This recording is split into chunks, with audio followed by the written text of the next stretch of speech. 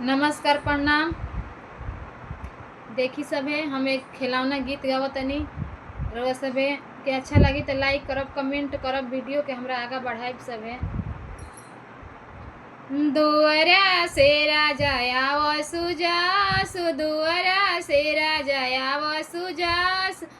का तू हुई राजा आविलो जालो, का तू हुई राजा आविलो जालो, जल्दी से अपन आमा बोलाऊ, जल्दी से अपन आमा बोला,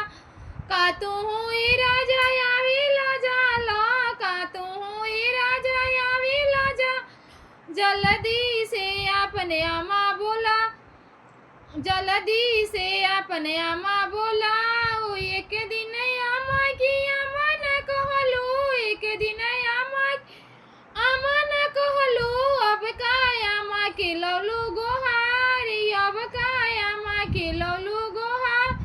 दुआरा से राजा आव सुजास, दुआरा से राजा आव सुजास,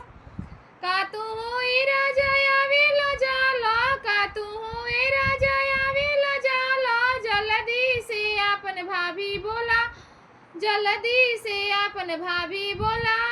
एक दिन भाभी न कहलू, एक दिन भाभी के अलगा तू कहलू,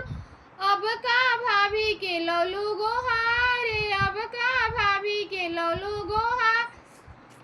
दुआरा से राजा आव सुजास, दुआरा से राजा आव सुजास, का तू हुई राजा आविलो जालो, का तू हुई राजा आविलो जा, जल्दी से अपन बहन बोलाऊ, जल्दी से अपन बहन बोला। एक दिन बहन के दीदी न कहलो, एक दिन बहन के दीदी न कहल, अब का बहन के लौलू गोहारी, अब का बहन के लौलू गोहार, दुआरा से राजा आव